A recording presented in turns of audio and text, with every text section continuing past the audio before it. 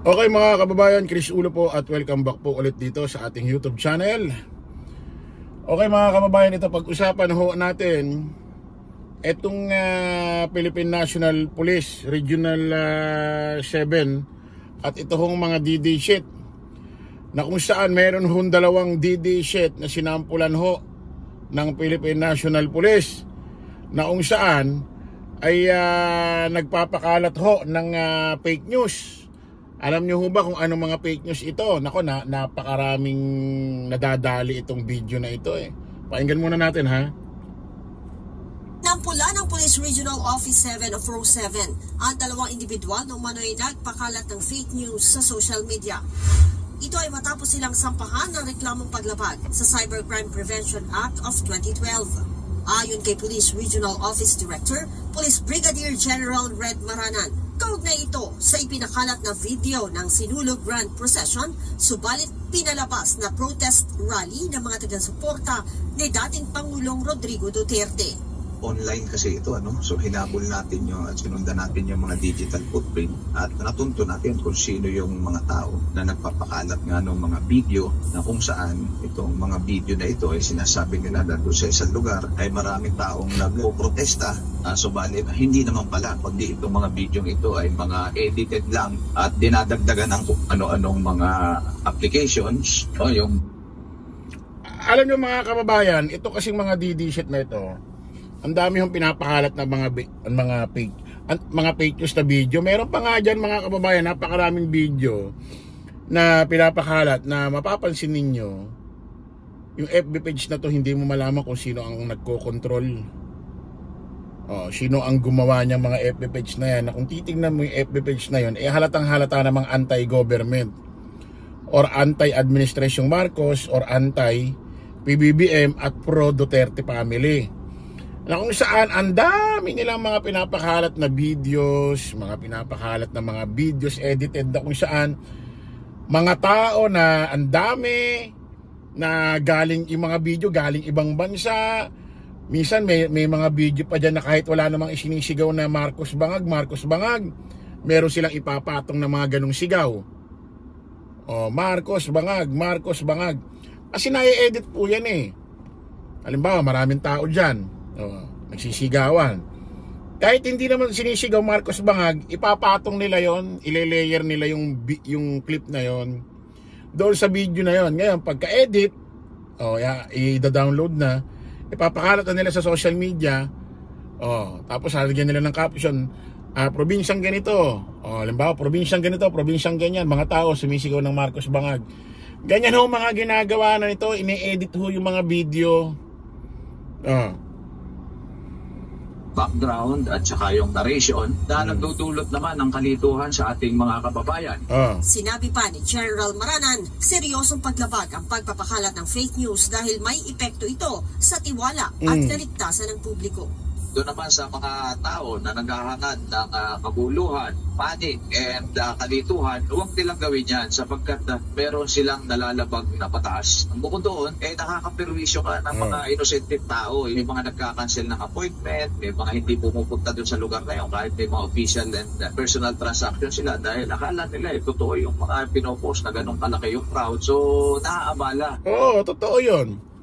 Isipin mo, magpo-post sila ng ganong crowd, ganito ganyan, ninakaw lang sa ibang bansa, rally sa ibang bansa, bigla na lang i-upload ng mga FB page na anti-government at pro-Duterte family. Sasabihin, ito daw mga taong ito nasa probinsyang ganyan, ganito. Paano na lang kung halimbawa may mga taga Maynila na gusto magbakasyon sa probinsya na yon, maiisip nila pag naniwala, ay magulo pala doon sa pupuntahan nating probinsya. Especially may mga bakasyonista ngayon doon dahil magbabakasyon, di ba? Magulo pala doon sa ganong probinsya, ang dami nagrarally. Baka maapektuhan yung pamamasyal natin doon, baka traffic, baka may mga saradong daan, baka may mga ganito, baka may manggulo.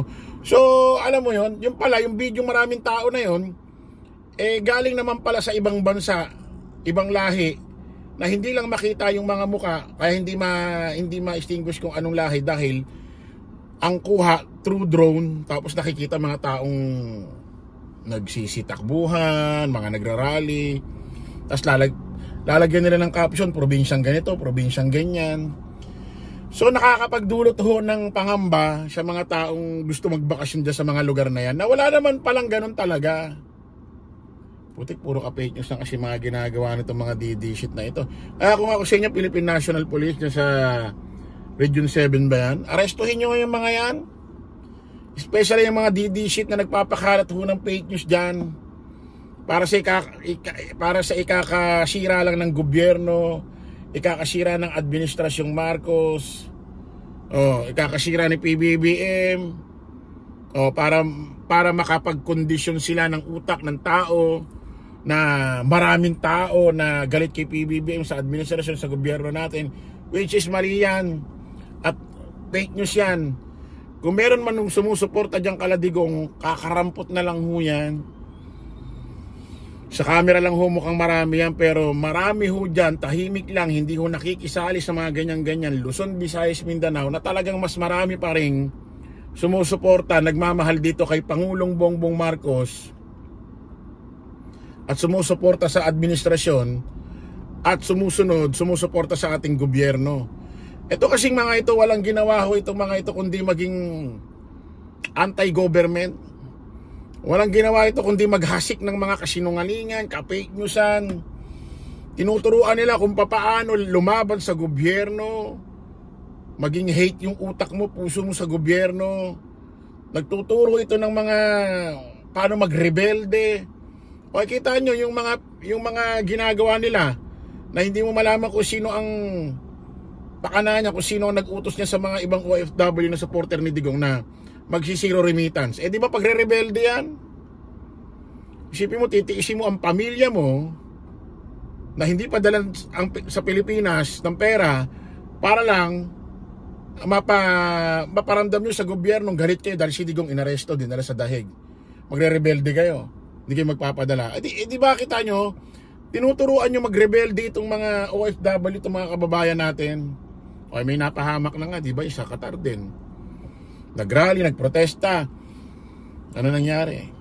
Kinulong, inaresto. Hindi naapektuhan din yung trabaho nila. Hindi mo alam pag nakalaya yan, kung tatanggapin pa yan ng kanilang mga amo. Dahil ang kontrata dyan na pinirmahan, magtatrabaho ka dun sa bahay pamilya na yon. Hindi kasama sa kontrata nyo yung makikisali kayo sa mga usapin sa gobyerno rito sa Pilipinas. Ay siguro pwede kayo magbigay ng pahayag sa social media. Pero yung ipapakita nyo pa yung, alam niyo, ipapakita nyo pa kung paano kayo sumuporta kay Digong sa kalsada dyan sa bansa na kung saan, hindi naman nila pinapayagan yan yung mga ganyang pagkilos. Hindi kayo masusunod dyan mga kababayan. Wala kayo sa Pilipinas. Anong klase naman kasing pag-iisip meron kayo? Sa sobrang kakatanggol nyo kay Digong, kakatanggol nyo sa mali, tingnan nyo, pati kayo minamalas. Pati kayo minamalas. Ano nangyayari sa buhay ninyo, sa karir ninyo? At bukod dyan, yung mga resources ng ating mga kababayan ay nasasayang. Babala ng Pro7 sa mga nagpapakalat ng maling impormasyon sa social media. Maaari silang makulong ng hindi bababa sa 12 taon. Ang paghabol sa mga nagpapakalat ng fake news ay alinsunod na rin sa kautusan ni PNP Chief Police General Romel Francisco Marbil. Leia Ilagan, Kaya nga ito, ako nananawagan ako sa PNP, dapat itong mga yan, yung mga nagpapakalat ng video, nagpapakalat ng edited video na kung saan, ito rin mga nagrarally na to, nasa probinsyang ganyan. Yung pala, yung mga nagrarally na yan, matatagal lang video yan. Tapos pinapatungan nila yung video na Duterte, Marcos Bangag na kung saan. Pinapatong lang. Isipin mo, dito lang sa harapan ko, meron 20 tao. Uutusan, sumigaw kayo ng Marcos Bangag, bibidyohan ko. Nasa cellphone ko na yung voice clip na yon.